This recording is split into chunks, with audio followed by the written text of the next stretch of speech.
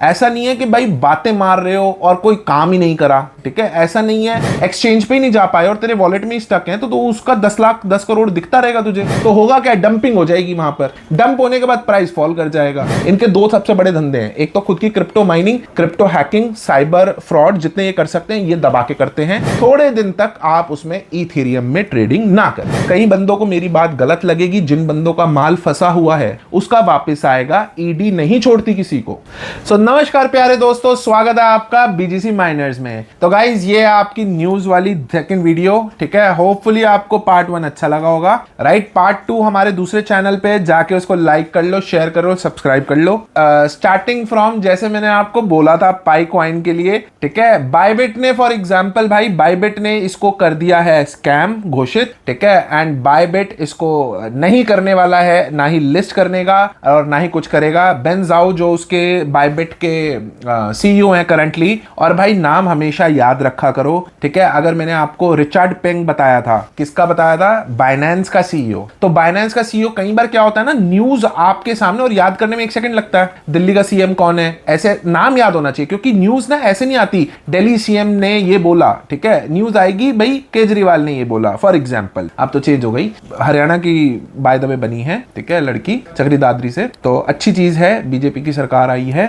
और भाई सेकेंडली तो नाम आप जरूर याद रखा करें, ठीक है। रिचर्ड पेंग की ये स्टेटमेंट है, तो आपको पता ही नहीं होगा कि भैया रिचर्ड पेंग कौन है, तो आपको स्टेटमेंट कहां से समझ आएगी। तो बेन जाओ कौन है वो, भाई वो बायबिट का सीईओ है, बहुत ज्यादा न्यूज में है, और उसने पाई कॉइन के ऊपर क्लियरली उसको स्कैम घोषित कर दिया। अब सुन लीजिए, पाई कॉइन को कई लोग कह रहे हैं कि $50 जाएगा, $100 जाएगा और ये रॉबिनहुड है। तो भाई पाई कॉइन कोई रॉबिनहुड नहीं है, आप इस बात को समझो। रॉबिनहुड करता क्या था, पहले अमीरों से छीनता था और गरीबों में बांटता था। अब इसने अमीरों से तो छीना नहीं, लेकिन इसने हम जैसे गरीबों में बांट दिया। किसी के पास 1 लाख पाई कॉइन पड़े हैं, किसी के पास 2 लाख पाई कॉइन पड़े हैं, ठीक है। कोई कह रहा है मैं ₹5 में ले रहा हूं, कोई कह रहा है मैं ₹8 में ले रहा हूं, कोई कह रहा है मैं ₹25 में ले रहा हूं, ठीक है। वो फालतू में ले रहे हैं, ठीक है। अब पाई सुनो करेगा क्या, पाई ने इतनी वेल्थ को डिस्ट्रीब्यूट कर दिया है, लेकिन वो वेल्थ उसने डिस्ट्रीब्यूट क्या किया, भाई उसने अपना सिक्का ही तो डिस्ट्रीब्यूट किया है, उसके पास कितनी सप्लाई होगी ये तुम्हें पता भी नहीं। अब उसने मेन क्या करा है, जो वॉलेट्स हैं वो भी उसी के हैं, ठीक है। मेननेट लॉन्च हो गया उसका 20 फरवरी को, आज अपन 22 फरवरी पे बैठे हैं। मेननेट लॉन्च होने के बाद वो क्या करेगा, अब वो कर रहा है, करेगा क्या, वो खुद कर रहा है, क्योंकि कुछ एक्सचेंजेस पे उसकी डॉलर वैल्यू अच्छी आ गई, जैसे $1 $1.90, लेकिन अब वो क्या कर रहा है, 99% बंदे अपने वॉलेट से एक्सचेंज पे ट्रांसफर ही नहीं कर पाएंगे। तो ये जैसे मैंने आपको बोला था, देखो पाई कॉइन का फ्यूचर क्या होगा, देखो यार, अब रीडिस्ट्रीब्यूशन, अब आपको तो पता लगना नहीं है, या तो ये हवा सारी जगह फैल जाए कि भैया ये ट्रांसफर ही नहीं करने दे रहे, लेकिन अगर एक बंदे के 1% जनता के भी ट्रांसफर हो गए तो पाई को बहुत ज्यादा पॉपुलैरिटी जरूर मिल गई। भाई anything which does not hold base, किसी चीज का अगर बेस नहीं है तो भाई वो बिना बेस की चीज को आप थूक को बोलो नहीं सकते। ऐसा नहीं है कि भाई बातें मार रहे हो और कोई काम ही नहीं करा, ठीक है। ऐसा नहीं है कोई एसेट क्रिएशन नहीं करी और उसके अगेंस्ट में आप क्रिप्टो इशू कर दे रहे हो। तुम्हारा क्या एसेट है, तुम्हारा क्या प्रोजेक्ट है, मोबाइल माइनिंग आज का प्रोजेक्ट है, 2016 से देख रहा हूं मैं मोबाइल माइनिंग को, ठीक है। कभी कोई प्रोजेक्ट आ जाता है, कभी कोई प्रोजेक्ट आ जाता है, या तो तुमने कुछ नया क्रैक किया हो, जैसे ब्लॉक डैग था, ब्लॉक डैग ने कुछ नया क्रैक किया था, अब वो चले ना चले, उसके माइनर बिके ना बिके वो अलग चीज है, लेकिन इसने क्या किया, इसने कुछ भी नहीं किया, मोबाइल माइनिंग प्रोसेसिंग माइनिंग कर रहा है, ठीक है। और क्या ही प्रोसेसिंग होती है मोबाइल से, ठीक है, उसके अंदर कोई बहुत बड़ा लॉजिक, कोई टेक ऐसा है नहीं, लेकिन जो इन्होंने करना था वो इन्होंने कर लिया, हाइप क्रिएट कर ली, ठीक है। शायद कुछ मिलियंस फंड इकट्ठा कर लें ये लोग, ठीक है, लेकिन भाई आप सभी लोगों को इतनी विजडम होनी चाहिए, इतनी आपकी सोच धारा होनी चाहिए कि ऐसे सिक्कों को आप, जब तक ये लिस्ट ना हो जाए, जब तक आपको पुश ना हो जाए, अब लोग कह रहे हैं कि लिस्ट हो गया, अरे लिस्ट हो गया, तेरे वॉलेट से ट्रांसफर होगा तभी तो लेगा पैसे फूफा। एक्सचेंज पे ही नहीं जा पाए और तेरे वॉलेट में ही स्टक है, तो उसका 10 लाख 10 करोड़ दिखता रहेगा तुझे, मैं बना के दे देता हूं तुझे, भाई तू कर लो, ठीक है। ऑनलाइन बैठो, आपको सब कुछ मिल जाएगा, मैं बना देता हूं बीजीसी टोकन, मेरे इकट्ठे करते रहो, राइट। तो भाई उस चीज का कोई तथ्य नहीं, राइट। तो पाई कॉइन चाहे तुम्हारा डॉलर पे हो, और सबसे बड़ी बात ट्रेडिंग वॉल्यूम मैंने आपको बोली थी कि भाई एक्सचेंज का काम क्या है, एक्सचेंज का काम तो होता है एक लिक्विडिटी का प्लेटफॉर्म बना देना, बायर और सेलर्स को मिला देना और बीच में से कमीशन ले लेना, लेकिन वहां पर सिर्फ सेल प्रेशर आ रहा है, क्योंकि सबको मुफ्ती में मिले हुए हैं। किसी को 500 रुपए में मिल जाएंगे 10 पाई कॉइन के, वो बहुत खुश है, किसी को 1 लाख सिक्के के भी 500 मिल जाएंगे, वो भी खुश है। तो होगा क्या, डंपिंग हो जाएगी वहां पर। डंप होने के बाद प्राइस फॉल कर जाएगा। अब इन्होंने स्मार्टनेस क्या करी कि इन्होंने 99% वॉलेट्स की अलाउंस ही नहीं करी। कुछ बंदों की वॉल्यूम वहां पर दिख जाएगी, वो उस डॉलर पे लिस्ट हो गया। उसके बाद अगर ये चाहेंगे तो हो सकता है कुछ फंड्स उठा ले, लेकिन बस इन्होंने अच्छा बना दिया। एक एडवर्टाइजमेंट का मैं कह सकता हूं कि एक इनफेमस एडवर्टाइजमेंट, कुछ नया तरीका इन्होंने इजाद किया है, इतना आप बोल सकते हो। लेकिन ये इसका कोई तथ्य नहीं, कोई बेस नहीं है। एडवर्टाइजमेंट ही करी है इन्होंने और कुछ नहीं किया है। जैसे रेडबुल वालों ने, मैं रेडबुल काफी पीता हूं, तो रेडबुल वालों ने क्या एडवर्टाइजमेंट करी थी, जब स्टार्टिंग में उनकी ड्रिंक्स बिक नहीं रही थी ना, तो वो खाली कैंस लेते थे, उनको क्रश करके ना हर किसी बार और उन चीजों के आगे अपना उनके ट्रैश कैंस के अंदर भराते थे। ठीक है, तो लोगों को लगता था कि यार ये बहुत बिक रही है। दूसरी स्ट्रैटेजी उन्होंने क्या अपनाई कि लोगों को, अपनी टीम को भेजना स्टार्ट कर दिया बड़े बड़े सेलर्स के पास कि भाई जो भी हाइपर मार्केट ऑपरेट करते हैं या सुपर मार्केट ऑपरेट करते हैं कि भैया रेडबुल कहां है, रेडबुल कहां है। ठीक है, बायर्स नहीं थे वो। तो ये ना इस तरीके की मार्केटिंग स्ट्रैटेजी है। ठीक है, और बेस नहीं है तो कुछ नहीं चलने वाला है। तो पॉय कॉइन से मेरा अभी तक का आपको यही रहेगा, पॉय कॉइन से आप थोड़ा सा दूर रहो। दूसरी सबसे बड़ी न्यूज आपकी भाई वो है बायबिट का हैक हो गया। तो भाई इस चीज को बहुत बढ़िया तरीके से समझ लो। ये बहुत फंडामेंटल ग्राउंड्स हैं जिसको आपको इसकी क्लैरिटी मिलने वाली है इस बायबिट के हैक से। 1.5 बिलियन डॉलर्स भाई आपके हैक हो गए। नियर अबाउट 4,01,304 इथीरियम उनके ब्लॉक हुए। अब समझो अब क्या होगा, क्या वजीरेक्स की तरह बायबिट होगा? अब इसके अंदर ना काफी सारे इश्यूज अराइज हो रहे हैं, तो मैं इस पर्टिकुलर न्यूज के ऊपर आपको काफी नॉलेज दूंगा। इसका एनालिसिस आपको कैसे करना है उसको समझ लो भाई। पहली बात मैंने आपको बताया कि बेन जाहू उसका सीईओ है, उसने फ्रंट एंड पे आके स्टेटमेंट दी है। हैकिंग का प्रोसेस क्या हुआ है, हैकिंग किसने करी है उसको भी जान लो। नॉर्थ कोरिया का ग्रुप है लैजरस ग्रुप, जिसको बोल देते हैं guardian of peace. Guardian of peace Lazarus group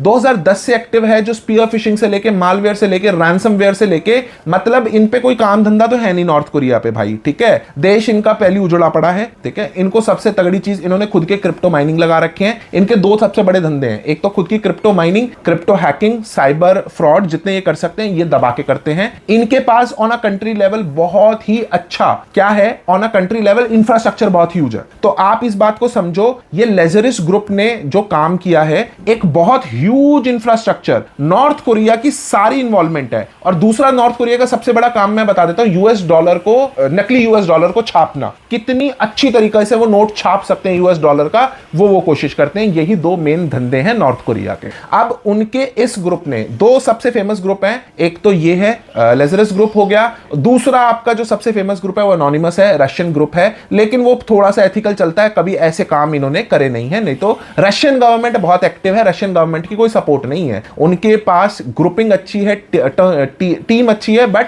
elsewhere कुछ नहीं कर सकते। अब सुनो भाई, बायबिट पे होने क्या वाला है। पहले मैं आपको अपना बायबिट का एक्सपीरियंस बता देता हूं भाई। मैं जितनी भी दुबई की एक्सपो में गया हूं, बायबिट की सबसे बढ़िया स्टॉल होती थी, सबसे ह्यूज काउंटर होते थे, सबसे सुंदर लड़कियां होती थी, मतलब तुम लगाओ वो खर्चा करते थे हर स्टॉल के ऊपर भी। ठीक है, तो ये कंपनी भाई बाइनेंस की टक्कर की नहीं है, तो लेकिन कम भी नहीं है। तो बायबिट के सीईओ ने, बेन जाहू ने क्या बोला कि भाई हमारा सिर्फ और सिर्फ कोल्ड स्टोरेज वॉलेट हैक हुआ है, और कोल्ड स्टोरेज वॉलेट का इंश्योरेंस होता है। 3-4 तरीके से एक एक्सचेंज अपने वॉलेट को सैंक्शन करता है, क्योंकि एक्सचेंज के ऊपर माल आ जाता है। ठीक है, माल का मतलब हो गया क्रिप्टो करेंसी आ गए, 100 बीटीसी आ गए, तो वो 100 बीटीसी को ऐसा नहीं है कि वो कहीं ना कहीं तो स्टोर करेंगे ना। तो देयर आर फ्यू थिंग्स, एक होता है आपका डायनेमिक वॉलेट, एक होता है आपका कोल्ड वॉलेट, एक होता है आपका हॉट वॉलेट, चौथा मैं भूल गया कौन सा होता था। तो ये 4 वॉलेट्स आपके होते हैं जिनके अंदर ये स्प्लिट्स में डाल के रखते हैं। और कोल्ड स्टोरेज, क्योंकि देखो जो भी डायनेमिक और हॉट वॉलेट है उसके अंदर मूवमेंट ही नहीं ट्रैक कर सकते आप। कोल्ड स्टोरेज वॉलेट हमेशा आपका ऑफलाइन होता है, जैसे कोल्ड स्टोरेज हो गया, आपका लेजर हो गया, तो वो हैक हुआ है। ठीक है, वो कैसे हैक हुआ है, इन्होंने एक मैलिशियस कॉन्ट्रैक्ट को उसके अंदर एम्बेड कर दिया। 51% वायरस अटैक होता है वैसे जो बिटकॉइन की वॉलेट्स पे होता है, बट ये 51% वायरस अटैक नहीं था। इन्होंने मैलिशियस कॉन्ट्रैक्ट को इंस्टॉल किया कहां पर, आपके कोल्ड स्टोरेज वॉलेट में, बायबिट के। अब इन्होंने क्या करा, सेफ एक कंपनी है वो इसकी इन्वेस्टिगेशन कर रही है, और उसने 700 मिलियन के अराउंड डिटेक्ट भी कर लिया कि कहां गए हैं। अब ये लोग क्या करेंगे भाई, जो चोरी का माल होता है उसको तुरंत की तुरंत बेचा जाता है। अगर मेरा फोन किसने चोरी कर लिया तो तुरंत की तुरंत बेचेगा, उसको अपने पास नहीं रखेगा। ठीक है, तो इससे क्या होने वाला है, इससे मार्केट में आएगी गाइस करेक्शन। 1.5 बिलियन डॉलर से अप्रोक्सीमेटली मार्केट 2 से 4% हिल सकती है। 52 एड्रेसेस के अंदर ये इथीरियम ट्रांसफर हो चुका है। 52 एड्रेसेस के अंदर। ये लोग उसको भी प्रॉपरली ट्रैक कर रहे हैं। लेकिन अब होगा क्या कि इथेरियम की चेन जो होती है वो अपनी बैकएंड को, लेजर को बर्न नहीं करती। BEP20 की जो चेन होती है फॉर यूएसडीटी, वो अपने बैकएंड को बर्न करती हुई चलती है। आप ट्रेस नहीं कर सकते कि ये फंड कहां से कहां ट्रांसफर होगा। तो अब क्या होगा, ये इसको एक्सचेंज कर देंगे और मार्केट के अंदर इसको लिक्विडेट कर देंगे। तो आपको 2 से 3 दिन के अंदर मार्केट के अंदर क्या दिखेगी, करेक्शन। तो आपको पता लग गया कि कोई भी हैक हुआ और $1.5 बिलियन के आसपास का हुआ। कोई 1.4 बोल रहा है, कोई 1.5 बोल रहा है, जितने का भी हुआ है, ठीक है, हम तो जीरो भी नहीं गिन सकते। तो जितने भी $1 बिलियन का हुआ है, आपकी मार्केट के अंदर से 2 से 3% की करेक्शन आएगी। ऐसे आप एनालाइज करते हो इन्वेस्टमेंट करने से पहले। अब कोई भी बंदा क्रिप्टो में इन्वेस्ट कर रहा है तो थोड़ा सा 2 से 3 दिन का समय ले, क्योंकि ये फंड्स सारे के सारे लिक्विडेट होंगे। सेल प्रेशर बढ़ जाएगा। अगर सेल प्रेशर बढ़ जाएगा तो प्राइस ड्रॉप हो जाएगा। उसका रीजन ये है कि सप्लाई और प्राइस हमेशा इनवर्सली प्रोपोर्शनल होती है। मतलब कि सप्लाई गिर गई तो प्राइस बढ़ जाएगा, सप्लाई बढ़ गई तो प्राइस गिर जाएगा। इस केस में क्या होने वाला है, सप्लाई बढ़ गई तो प्राइस गिर जाएगा। खासकर ईथ से आप थोड़े दिन तक आप उसमें इथेरियम में ट्रेडिंग ना करें। तो अब मैंने आपको यह भी समझा दिया कि एक कंक्लूजन दे दिया कि भाई ईथ में ट्रेडिंग मत करना 2-3 दिन के लिए, उसके बाद करो दबा के, कोई दिक्कत नहीं है, फ्यूचर बहुत ब्राइट है ईथ का, ठीक है। और आपने उस न्यूज से कैसे जनरेट करती हुई बातों को समझा। अब आ जाओ, कुछ बंदों ने अगर अपना बायबिट पे माल रखा हुआ है तो बिल्कुल संतुष्ट रहो भाई, उसके सीईओ ने 2 बहुत अच्छे प्रोटोकॉल लॉन्च करे हैं। अब वो क्या कह रहे हैं कि एक तो ऑब्वियस सी बात है, ये मुझे भी पता है, ठीक है, अभी तक उनका ऑफिशियल अनाउंसमेंट नहीं आया, बट इतनी बड़ी कंपनी है, वो कोल्ड स्टोरेज इंश्योर्ड होता है उनका, तो इंश्योरेंस भी है। और इन्होंने बोला है कि हमारी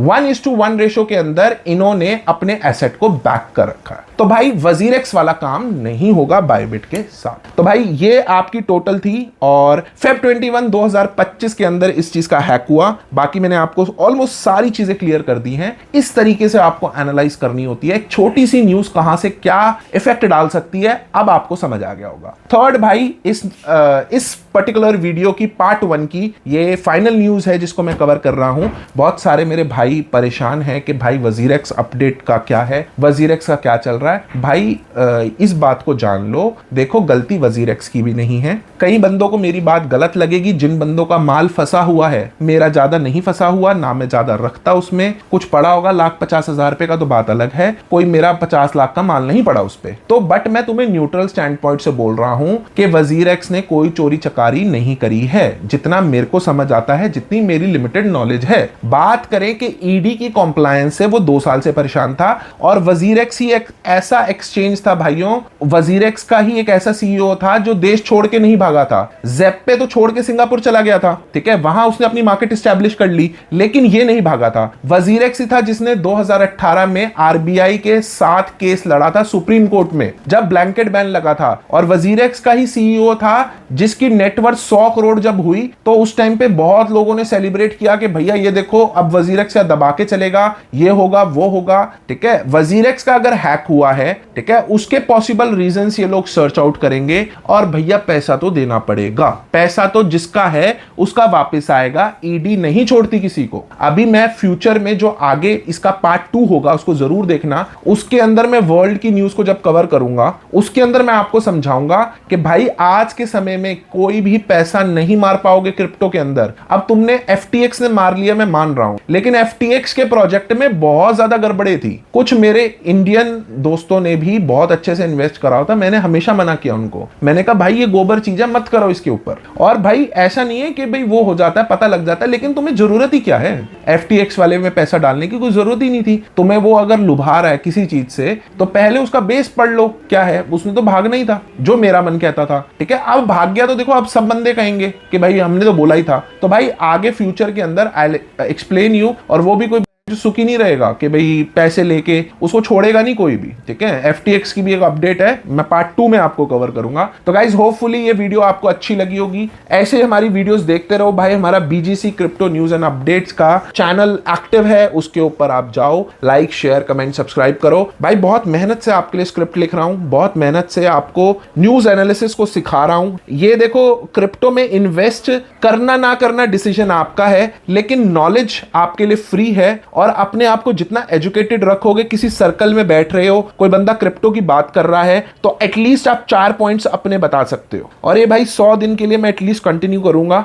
मेरा प्रण है कि मैं 100 दिन के लिए आपको रेगुलर न्यूज एनालिसिस सिखाऊंगा, उसके बाद शायद आपको मेरी भी जरूरत ना पड़े। ठीक है guys, till then take care, kudos, keep mining.